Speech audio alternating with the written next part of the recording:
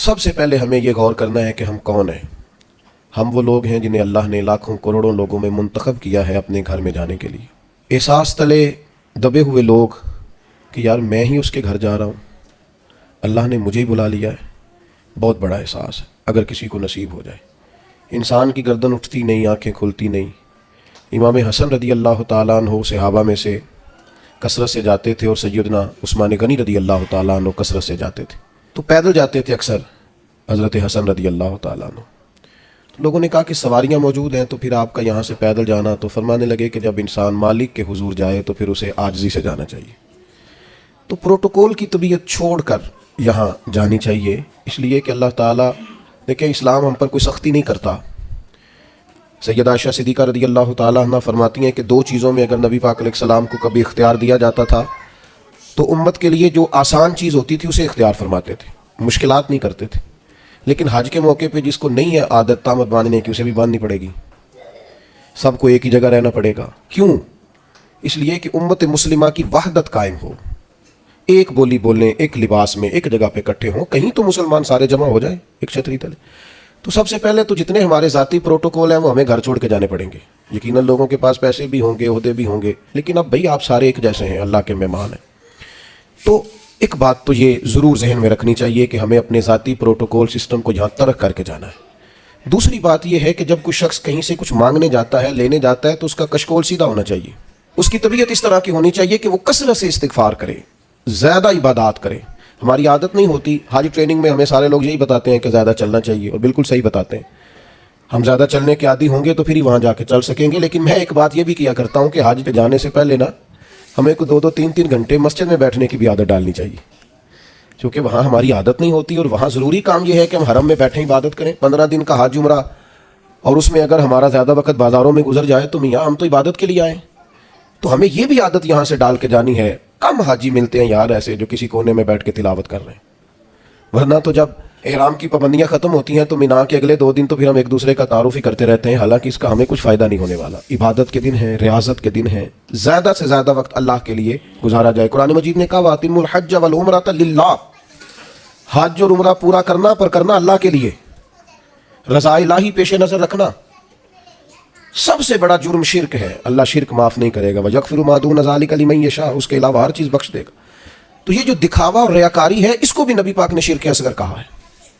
کسی جگہ بھی اپنے دل میں یہ حج ایک ایسی چیز ہے جس کی حفاظت کرنی پڑتی ہے، اس کو محفوظ کرنا پڑتا ہے، اس کا خیال رکھنا پڑتا ہے۔ اگر اس کا خیال نہ رکھا جائے تو بڑی ساری محنت اور بڑا سارا پیسہ ضائع ہو جاتا ہے۔ تو عرض یہ کر رہا ہوں کہ ایک تو اپنا پروٹوکول سسٹم چھوڑ جائیں، آرام اپنا گھر چھوڑ کے جائیں، واپس آ کے آرام کیجئے گا۔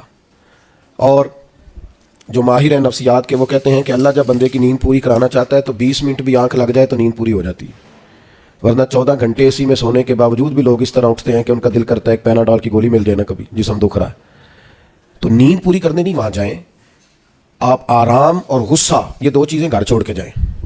خاص کر کے کہا وَلَا جِدَالَ فِي الْحَجِّ، حج میں جھگڑا نہ کرنا، اور بالخصوص جو اپنی فیملیز کے ساتھ جا رہے ہیں ان سے خاص کر گزارش ہے کہ وہ بالکل اپنے سارے معاملات فیملی کی بحثیں گھر چھوڑ کے جائیں۔ غصہ نہیں کرنا وہاں جا کے، آرام پسند نہیں ہونا، گھر آ کے کریں گے انشاءاللہ۔ وہاں ویسے کوئی وہاں بے آرامی نہیں ہے، لیکن جو ہم عادی جس آرام کے ہوتے ہیں وہ بھی بہرحال وہاں میسر نہیں ہوتا۔ دوسری بات، ذوق شوق بڑی ضروری چیز ہے، سرمایہ ہے انسانی زندگی کا۔ حضرت شیخ ابو بکر شبلی رحمۃ اللہ علیہ سے کسی نے کہا تھا میرا اپنی بیوی سے بڑا سخت اختلاف ہے، اور سال بھی بڑے گزر گئے، بچے بھی جوان ہیں، تو اب کوئی ایسی صورت بھی نہیں کہ علیحدگی ہو سکے تو کچھ بتائیں۔ تو فرمانے لگے کہ تو اصل میں نا اپنی گھر والی کی صرف منفی باتیں یاد رکھتا ہے، تو اس طرح کر، آج سارا دن تلاش کر اس میں خوبیاں کیا ہیں، اللہ تیرے دین کو تازہ کر دے گا، تیرا اسے چھوڑنے کو جی نہیں چاہے گا۔ اپنے آپ کو تازہ رکھنے کے لیے ہمیشہ مثبت چیزیں پیش نظر رکھنی چاہیے۔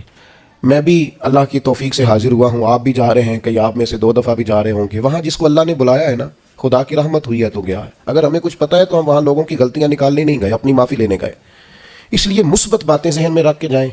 اور تیسری گزارش آپ سے یہ ہے کہ نبی کریم علیہ السلام نے فرمایا جلد بازی شیطان کی طرف سے اور بردباری رحمان کی طرف سے۔ ہم حج کرنے گئے، ہمیں کوئی کام نہیں ہے، کس بات کی جلدی؟ آپ اطمینان سے اپنے سارے حج کے ارکان کو ادا کریں، اطمینان سے آپ عرفات میں دعائیں مانگیں، کچھ بھی نہیں ہوگا، آپ کو معذور لوگ پیدل چلتے نظر آئیں گے وہاں۔ اطمینان سے آپ اپنے ہاں اس طرح کا اطمینان نہ کریں کہ قافلے سے بچھڑ جائیں، اور آپ کو ڈھونڈا جائے، لیکن یہ کہ جلد بازی نہیں، کچھ بھی نہیں ہونے لگا۔ طواف زیارت کا ٹائم 12 ذی الحج تک ہے، آپ 12 تک وہی ہیں، آپ سکون سے اطمینان سے لوگوں کو لے کے چلیں گے، آپ کو اس میں فائدہ نظر آئے گا۔ چوتھی گزارش یہ ہے کہ اسلام مذہب کیا ہے۔ حضرت تمیم داری رضی اللہ تعالیٰ عنہ نے نبی پاک علیہ السلام سے پوچھا کہ دین کیا ہے، تو فرمایا دین النصیحہ، میرا سارا دین کسی کا بھلا کرنے کا نام ہے، سارا دین خیر خواہی ہے۔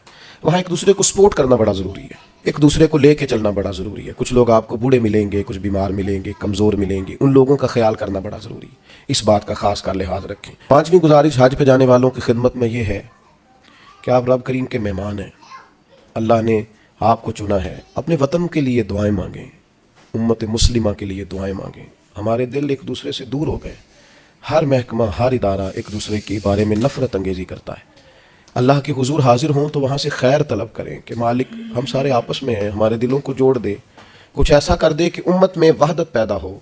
عالم اسلام جو جگہ جگہ ٹوٹا ہوا ہے، جس طرح آج جوڑ دیا ہے، سب کو جوڑ دے۔ الترغیب والترہیب میں حدیث ہے، عرفات کا دن ہے، کروڑوں پتو شخص ہے، اربوں روپیہ اس کے پاس ہے، نوکر چاکر ہیں، لیکن وہ زمین پہ بیٹھا ہے، بالوں میں ریت پڑ گئی ہے۔ رسول اللہ صلی اللہ علیہ وسلم نے فرمایا رب فرشتوں سے پوچھتا ہے، حالانکہ اللہ جانتا ہے، پوچھتا ہے یہ لوگ کدھر آئے ہیں سارے؟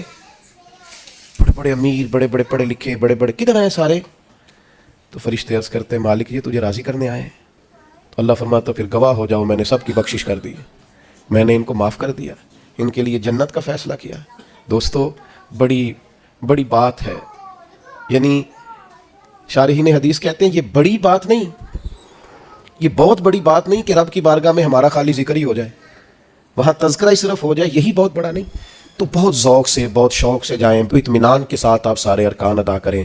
پھر جب رسول رحمت علیہ السلام کے حضور جائیں تو درود و سلام کی کثرت کریں، وہاں جائیں تو کثرت درود و سلام آپ کے آل پر، آپ کے اصحاب پر خوب درود بھیجیں، وہاں اپنی حاضریاں خوبصورت کریں، عنوان زندگی نئے طور پر شروع کریں، یعنی یہ ایک نئی زندگی ہے حج کے بعد، بالکل نئی۔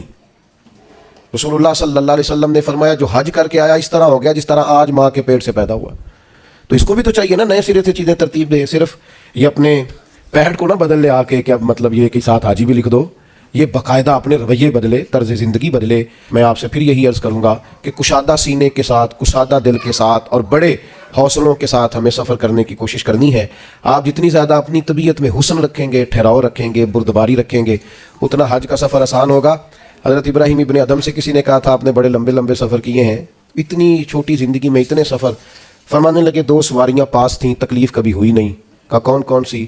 فرمانے لگے ایک صبر کی، ایک شکر کی، یہ 2 سواریاں ساتھ تھیں، لہٰذا کبھی آزمائش نہیں دیکھی۔ آپ کو بہت سارے لوگوں نے کہا ہوگا کہ حج میں مشکلات آتی ہیں، سب کی رائے اپنی جگہ پہ درست ہے۔ میری رائے یہ ہے کہ جو مالک بلاتا ہے وہ سارے راستے آسان کیے دیتا ہے، کچھ بھی نہیں ہوتا، ہر چیز بڑی آسانی سے ہو جاتی ہے۔ ہم نے تو یہ دیکھا ہے جو یہاں بہت تھکتے تھے نا، ہم طواف زیارت کے لیے گئے تو سب سے اوپر جگہ ملی طواف کرنے کی، کچھ پتہ نہیں چلتا، اتنی آسانی سے سارا کچھ ادا ہوتا ہے۔ بڑی چیزیں تو ویسے ہی بندہ بھول جاتا ہے۔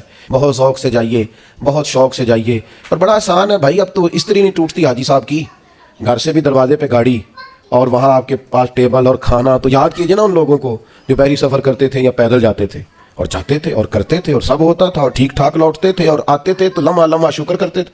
تب آپ دیکھیے کتنی آسانی سے سارے کام ہوتے ہیں، کتنی سہولیات ہیں۔ بس ذوق، شوق، تحمل، بردباری، محبت، پیار، استغفار۔ ابھی سے موبائل کو وقت دینا کم کر دیں، موبائل کی جگہ تسبیح لے لیں ہاتھ میں، تسبیح ہاتھ میں ہو تو چلتی بھی رہتی ہے، کچھ نہ کچھ بندہ پڑھتا بھی رہتا ہے۔ اگر موبائل رکھنا بھی ہے تو قرآن مجید رکھیں اس کے اندر اور تلاوت کریں اور اللہ تبارک و تعالیٰ کی یاد میں وقت گزاریں، تھوڑے سے تنہائی پسند ہوں، پھر دیکھیے حج میں عبادت کی کتنی لذت آتی ہے۔ دل کی گہرائی سے دعا کرتا ہوں اللہ تعالیٰ اس سارے قافلے کے سفر کو آسان کرے، لمحہ لمحہ آپ سب کے لیے اللہ تعالیٰ رحمت والا فیصلہ فرمائے۔ اگر کہیں ہمارے چہرے یاد آ گئے تو یقیناً امید ہے کہ آپ ہمارے لیے دعا کریں گے۔ اللہ تبارک و تعالیٰ یہ سعادت مندی ہم سب کو بار بار نصیب کرے۔ وما علینا الا البلاغ۔